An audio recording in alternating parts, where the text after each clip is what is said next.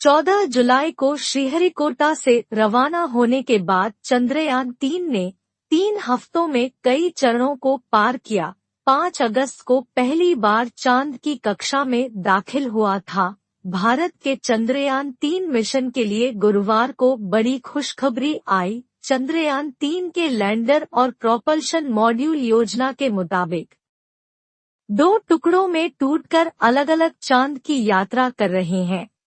इसी के साथ चंद्रयान-3 का लैंडर अब चांद के और करीब पहुंच गया है। यह 23 अगस्त को चंद्रमा पर सॉफ्ट लैंडिंग करेगा। इसरो ने चंद्रयान-3 मिशन के बारे ट्वीट कर बताया कि इस बीच प्रोपल्शन मॉड्यूल वर्तमान कक्षा में महीनों या वर्षों तक अपनी यात्रा जारी रख सकता है। प्रोपल्शन मॉड्यूल में पृथ्वी के वायुमंडल का स्पेक्ट्रोस्कोपिक अध्ययन करने और पृथ्वी पर बादलों से ध्रुवीकरण में भिन्नता को मापने के लिए spectropolarimetry of habitable planet Earth shape payload लगा हुआ है।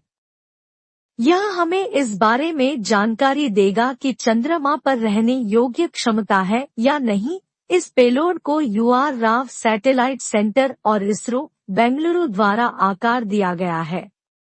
मिशन का अगला चरण मिशन के अगले पड़ाव में अब लैंडर मॉड्यूल शुक्रवार को चांद की निचली कक्षा में पहुंचाया जाएगा।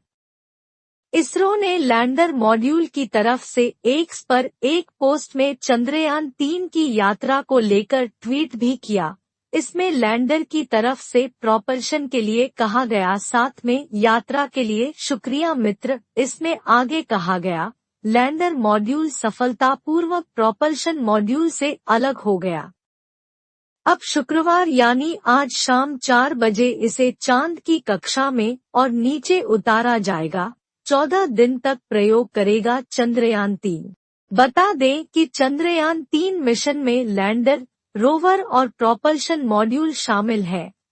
लैंडर और रोवर चांद के दक्षिणी ध्रुव पर उतरेंगे और 14 दिनों तक प्रयोग करेंगे। वहीं प्रोपल्शन मॉड्यूल चांद की कक्षा में ही रहकर चांद की सतह से आने वाले रेडिएशंस का अध्ययन करेगा। इस मिशन के जरिए इसरो चांद की सतह पर पानी का पता लगाएगा और यह भी जानेगा कि चांद की सतह पर भूकंप कैसे आते हैं। 14 जुलाई को श्रीहरिकोटा से रवाना होने के बाद चंद्रयान-3 ने 3 हफ्तों में कई चरणों को पार किया। 5 अगस्त को पहली बार चांद की कक्षा में दाखिल हुआ था। इसके बाद 6, 9 और 14 अगस्त को चंद्रयान-3 ने अलग-अलग चरण में प्रवेश किया। इसरो ने इन 3 हफ्तों में चंद्रयान-3 को पृथ्वी से बहुत दूर स्थित कक्षाओं में स्थापित किया। दोस्तों, आज के लिए बस इतना ही। आगे की जानकारी हमें जैसे मिलती है, हम आप तक जल्द ही पहुंचाएंगे। धन्यवाद।